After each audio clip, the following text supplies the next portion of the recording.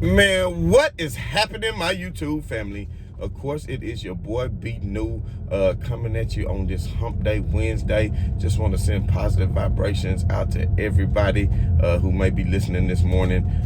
So let's not waste any time. We can get right into it. So as we all know, the Los Angeles Lakers were off on yesterday and will be off on tonight to return to action tomorrow for Thursday and Fridays back-to-back against the Clippers and against the Portland Trail Blazers. And as we all know, LeBron James is slated to rest, and that's going to give him a full week off to rest that ankle. And of course, since the Lakers beat Denver Tuesday or Monday, whatever day it was, they are seeping with confidence of being able to and having confidence in themselves and thinking that they will be more than capable of taking care of the Los Angeles Clippers tomorrow night. And speaking of the Los Angeles Clippers, so everybody was bashing the Lakers. All the Lakers lost to such a horrible team. They lost to the Toronto Raptors, such a horrible team. They lost to the Sacramento Kings, such a horrible team. But, like I said, there's no gimmies in the NBA, and all these teams are still doing their best to play spoiler alert and also to maybe even creep into the play-in tournament. So you can't count anybody out and think any game is going to be a rollover game, just like I said, how the Kings took care of Dallas the other day. So and led the game from start to finish. So with that being said, just have faith in the Lakers, because if you look at the Clippers last night when they took on Toronto, now Toronto was without Kyle Lowry last night, and Kyle Lowry played out of his mind the other day when he played against the Lakers. Now, had Kyle Lowry hadn't went off for the 35 points or whatever he scored, just hitting 3 after 3, contested 3 after 3, he was on fire, looking like a Steph Curry almost with that shot. And Kyle Lowry, I know he's an excellent shooter and things like that, but for the way he was hitting the other night, he was really clicking on all cylinders, and that basket was looking like the ocean to him. And sometimes that's how you are on certain nights. You just, you get heated up and you cannot miss. So last night when you found out that Kyle Lowry was not going to be playing against the Clippers, you thought it was going to be such an easy win, considering that the Clippers did have Kawhi Leonard and Paul George available to them. But lo and behold, the Raptors were leading most of the first half and through the third quarter, and then it was just a kind of back and forth game going into the fourth. And then at the very, very end of the game, the Clippers were finally able to pull away with the victory on a couple of timely shots, I want to say, by Paul George. But the main point to that is everybody want to say, the Lakers are in so much trouble. The Lakers are in so much trouble because they're going to have to go against the Clippers or the Nuggets in the first round. You already saw what they did to the Nuggets without LeBron James. So at this point, I know that's just one game in the season, but both teams played as hard as they could, and you saw what the outcome was. So the Denver Nuggets would not be a first-round concern for the Lakers. They will not be a first-round concern for them. And if they do fall against the Clippers, then we can get a more idea tomorrow night with the new-look Clippers versus the Los Angeles Lakers, minus -1 LeBron James. But at the end of the day, like I said, and I've been saying this all season, there's no team in the West that is going to be able to beat the Lakers in a 7-game series if you have a LeBron James and an Anthony Davis on your roster. It's just not going to happen. And as a matter of fact, if you have a healthy LeBron James and no Anthony Davis, I've been saying that the Lakers are still the best team in the West, because that's how good LeBron James is. Now, at the end of the day, I would say that the East is top-heavy, but the East top-heaviness is better than the West, because if you look at the Brooklyn Nets, the Milwaukee Bucks, and the Philadelphia 76ers, then those 3 teams, to me, are better than, let's just say, the Phoenix Suns, the Utah Jazz, and the Los Angeles Clippers, in my humble opinion. Now, if the Lakers were full strength, I'm not saying that the East is better than the West, because the West is a lot deeper from top to bottom, but I'm saying as far as top-heavy wise. So with that being said, the Clippers struggled against Toronto last night. So everybody who was giving the Lakers hell, saying, they're sorry, going against these teams. But like I said, nobody is going to roll over for anybody. That's just not going to happen. So now we can talk about the other teams in the East that played on last night, again, who had played on Sunday. And it was another rematch against Giannis and Kevin Durant. So the Bucks and the Nets were doing battle last night. And to me, it was a very important game because it was for positioning in that Eastern Conference. And with the Bucks winning that game, that pretty much made Brooklyn's path to the finals a lot more difficult, because Brooklyn, instead of playing a team like Atlanta and lesser seed team working its way into the playoffs as a number 1 seed, they're going to have to probably be playing the Milwaukee Bucks in the second round when they could have avoided the Milwaukee Bucks. And you saw what just happened last night when they did face off against them. So it's going to be a very difficult path for the Brooklyn Nets if they cannot somehow get that number 1 spot. And I just don't really think it's going to happen, because there's only 7 games left for the Philadelphia 76ers. And if you take a look at their schedule, it's just not against the upper echelon teams of the East or the West. So I wouldn't imagine that Philly would lose 3 games that they would have to lose in order for the Brooklyn Nets to jump up over them in the standings and become the number 1 seed. So their path to the finals is very difficult. If they can somehow get past Milwaukee, they would still have to face Philadelphia after that. So it would be a tough slate ahead for the Brooklyn Nets. And one thing I've been saying about Brooklyn all year is they don't have the defense that they need, and they don't have the presence in the paint to be able to stop Giannis and others. Because as you can see, as that game wound down last night, even when it was a close game and Brooklyn had took the lead, the Bucks for the last 5 or 6 minutes of the game were getting easy layups at the basket. I mean, they were getting shot after shot in the paint, easy shots. The Nets couldn't form a wall. DeAndre Jordan really couldn't do anything about it. That's why I said that, LaMarcus Aldridge did indeed go down, because that's a big loss to the Nets. And not having Dinwiddie, of course, which they're used to it by now, is a big loss to the Nets as well. But if they cannot get James Harden back in time for the second round, so they better not try to bring him back now and just let him rest. And I wouldn't bring him back in the first round either. You better wait until the second round to where you truly need him. But maybe the good thing about it is the Nets knew what they was doing, because the way Russell Westbrook and company are coming for that 8th spot, maybe the Nets don't want to play. Maybe Kevin Durant doesn't want to face off against his old teammate and ex-friend Russell Westbrook in the playoffs, because that would be a hell of a matchup to see the Wizards against the Nets, especially the way that the Wizards have been playing as of late. One of the hottest teams in the NBA, winners of 12 out of their last 15 games. So, just who knows how that's all going to pan out. But just focusing in on this game too, a lot of people were not on the internet giving Kevin Durant hell the same way they were giving LeBron hell, because even in the waning moments of the fourth quarter, there was an opportunity by Kevin Durant and the Brooklyn Nets to get back into the game, to even tie it up or cut it to 2. They were down by 5, and Kevin Durant had an easy look at a 3. He missed it.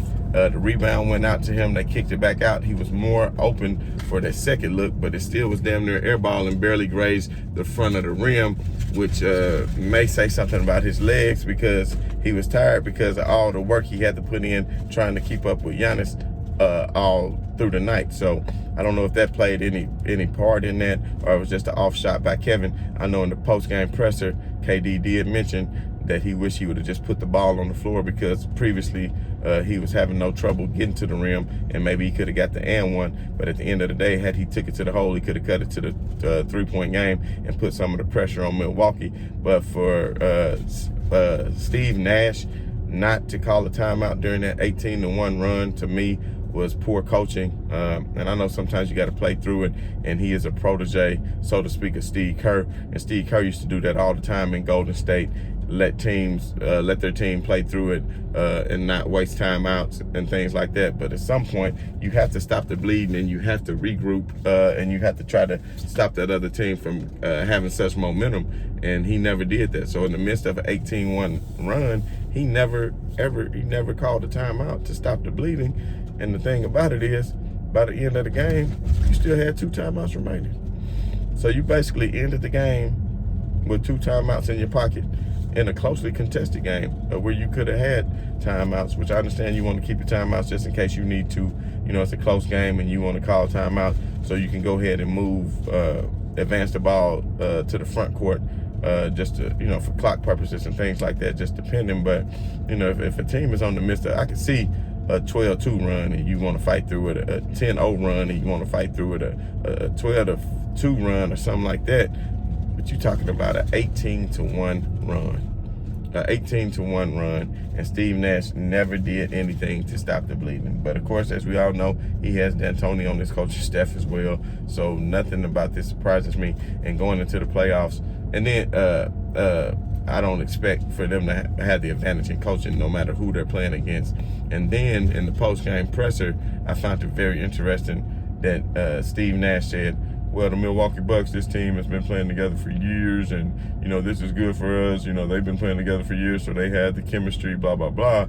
Well, I would say no, because while they have been playing together for years, there still are new pieces to that team. Drew Holiday was not there last year. It was Bledsoe. So I know it's similar. They have similar playing styles, but at the end of the day, you just got outplayed. So there's really no excuses for the Brooklyn Nets.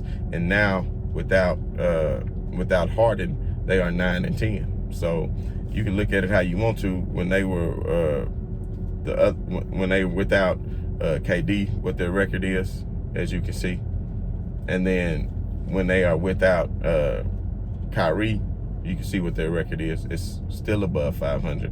But then when their record without James Harden, there are 9-10. And that's why I was saying James Harden was in that MVP conversation. And James Harden was the one who was making it tick for the Nets. And that's why I said I was never worried at the beginning of the season, or when I found out that Kyrie and Kevin Durant were indeed teaming up to play on the same team. I would take a LeBron and an AD over a Kyrie and a KD any day of the week. But, at the end of the day, it is what it is at this point. It's going to be a hell of a playoffs to watch just to see how it plays out in the East. He was hoping that Miami would do a solid last night for the Lakers and take care of Portland, but they could not do it. Take care of Dallas, but they could not do it. And Dallas went ahead and did their thing last night and took care of business. And that actually propelled them into the 5 spot over the Lakers. That's why those 2 games that the Lakers lost against Dallas was so important. So now they're in the 5 spot, the Lakers in the 6. But of course the Nuggets moved up over the Clippers into that 3 spot. So it'll be Lakers Nuggets. But towards the end of the season, it's going to be very interesting to see how the seeding plays out. And I don't know if any of you know this, but I've seen before in the past where teams will, I won't say try to lose, but not give their all and maybe sit some players in order to see who they would rather position against. So if it come down to the Lakers being the 5th or the 6th seed and they have a choice whether they want to play the Clippers or the Nuggets in the first round, then I'm pretty sure they might just try to maybe sit LeBron or something like that and take an L so they can get who they want to in their first round matchup. And I would imagine, and this is just my humble opinion, I would imagine that they would prefer to play against the Denver Nuggets in the first round, considering how they match up well against them, how they got a Marc Gasol to be able to guard a player like Jokic, and they're just a little bit deeper. And of course, Denver, without having Jamal Murray, maybe that's not a matchup that they would be wishing for. But considering that they're without Jamal Murray, then maybe that's just the first round matchup that the Lakers would be licking their chops for, and then maybe the Clippers could end up falling off and losing to another team. You just never know, depending on who gets that play-in round, if it's Golden State or if it's Memphis or what. So it's a lot of interesting basketball left to be played in this final week and a half so of the season. I'm very excited to get everything jumping off. Hopefully LeBron can get his rest during this week stretch and can come back maybe against the Suns on Sunday and have a good game and go ahead and propel the Lakers to where they need to be. But as I was saying, the Brooklyn Nets are not a team minus a Harden, they're not a team that scares anybody. They're not a team that's going to scare the Lakers. They're not a team that's going to scare the Bucks, and they are not a team that's going to scare Philadelphia. And I understand it's not the playoffs yet, and I know they can pick up their offensive prowess, but at the end of the day, a team like Milwaukee, they are not going to sit back and bow down to them. And you have a two-time MVP in Giannis against a one-time MVP in KD, and a lot of people who want to knock Giannis for not having playoff success, you got to think, what if you put Giannis on that Golden State team instead of KD? Would he have the same amount of rings?